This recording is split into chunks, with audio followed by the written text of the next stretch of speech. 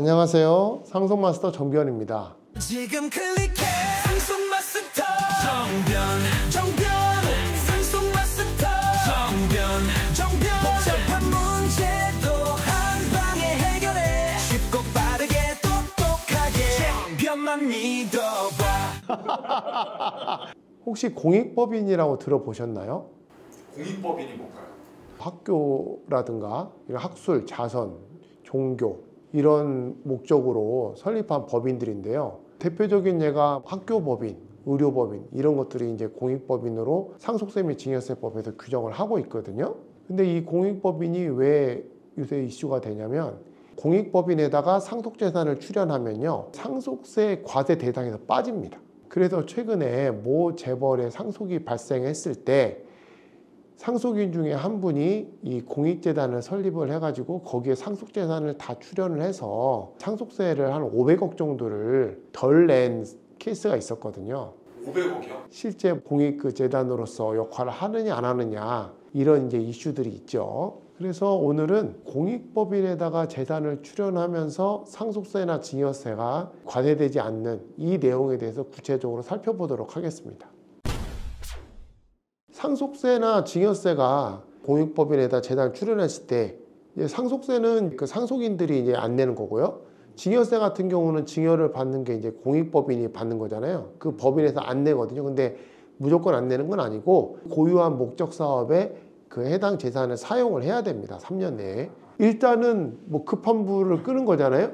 그러니까 세금을 안 내니까 그렇게 만드는데 문제는 우리나라 세법이 그렇게 호락호락하지 않습니다. 돈을 공익법인에 넣어서 본인 마음대로 막 쓸 수 있느냐? 그게 아니거든요. 그 공익법인의 사업 목적에 맞게 지출이 되어야 되고 그거를 본인이 개인적인 사적 용도로 쓴다? 이러면 이제 업무상 횡령이 되는 거죠. 궁금해집니다. 본격적으로 한번 알려주시죠. 상속세부터 먼저 살펴볼 텐데요. 전체 상속재산이 100억이에요. 그런데 공익법인에다가 90억을 출연을 한다고 하면은요. 그러면 90억은 아예 상속을 안 받은 거나 마찬가지 구조가 됩니다. 이게 왜 그러냐면요. 상속세 계산 구조가 상속재산가액에서 이 비과세되는 재산이 있고요. 그 다음에 또 상속세 과세가액 불산입되는 재산이 있는데 이게 바로 공익법인에다가 출연하는 상속재산입니다. 이것까지 다 공제를 한 나머지가 되는 금액이 상속세 과세 가액이거든요. 여기에서 비로소 뭐 공제 같은 게 이루어져요. 그러니까 아예 그냥 상속세 과세 대상에서 빼준다는 거죠. 그러다 보니까 이게 아주 상속세를 절세하는 막강한 효과를 발휘하는 거죠. 근데 이 요건이 있습니다. 본인이 상속을 이미 받았다가 한 뭐 2년 뒤에 갑자기 공익법인 만들어서 여기다 했으니까 상속세 돌려주세요. 이게 안 됩니다. 기간이 있습니다. 상속세 신고 기한. 사망한 날이 속하는 달의 말일로부터 6개월. 그 내에 공익법인이 설립이 되고 그 설립된 공익법인에다가 출연까지 다 마쳐야 됩니다. 그러다 보니까 생각보다 공익법인 설립하는데 시간이 많이 걸립니다. 왜냐하면 주무관청을 찾아서 거기에서 공익법인 설립 허가를 얻어야 되거든요. 그 허가를 얻고 그 다음에 그 허가증을 기초로 해서 법인 설립을 해가지고 등기를 해야 되는데 공무원들이 이 일만 하는 거 아니잖아요. 그러니까는 허가가 좀 늦어지면은 6개월 내에 못 이루어질 수도 있어요. 그러다 보니까 상속을 대비해서 이렇게 할 생각이라면은 사실 미리부터 공익법인을 설립하시거나 아니면은 기존에 설립돼 있던 공익법인에다가 출연하는 부분도 고려해 보실 필요가 있겠죠. 특히 유의할 부분이 주식입니다. 이게 주식의 경우에는요. 공익법인에다가 재산을 출연하면 상속세가 아예 과세가 안 된다? 이런 생각하면 대기업에서 그 주식을 다 공익법인에다가 출연을 해버리면 상속세 안 낸 상황에서 공익법인의 이사장을 상속인이 해버리면 그 공익법인이 해당 회사의 의결권을 행사하면서 상속세를 한 푼도 안 내면서 회사 지배권을 그대로 가지는 경우가 있겠죠. 이거는 사실상 공익법인의 그 상속세 과세가액 불산입 제도를 악용한 거잖아요. 그러다 보니까 상속세 및 증여세법에서는 그 비율을 제한하고 있습니다.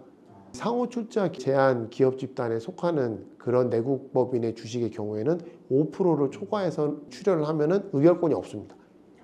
그래서 5%의 제한이 있고, 그리고 그거에 속하지 않은 일반 법인은 10%의 제한이 있는데 다만 그 일반 법인의 경우에도요. 이 자선이나 장학 사회복지를 목적으로 하고 그 다음에 의결권을 행사하지 않겠다 보증이 되면은 20%까지 이 상속세 과세가액이 불산이 되도록 돼 있습니다. 그래서 이 5% 때문에 예전에 교차로 이 주식도 문제가 많이 됐었거든요.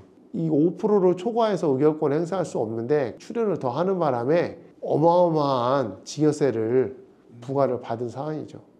그리고 최근에 공익법인 관련해서 선고된 판례가 하나 있는데요. 해외에 있는 교회에다가 헌금을 한 거예요.